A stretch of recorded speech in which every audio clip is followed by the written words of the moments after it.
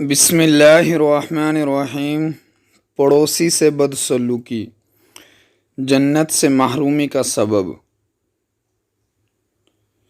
نبی کریم صلی اللہ تعالی علیہ وسلم نے فرمایا، وہ شخص جنت میں نہیں جا سکے گا جس کا پڑوسی اس کی شرارتوں تکلیفوں سے محفوظ نہ ہو۔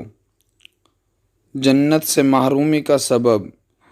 نبی کریم صلی اللہ تعالی علیہ وسلم نے فرمایا، وہ شخص جنت میں نہیں جا سکے گا جس کا پڑوسی اس کی شرارتوں تکلیفوں سے محفوظ نہ ہو۔ صحیح مسلم حدیث نمبر 181۔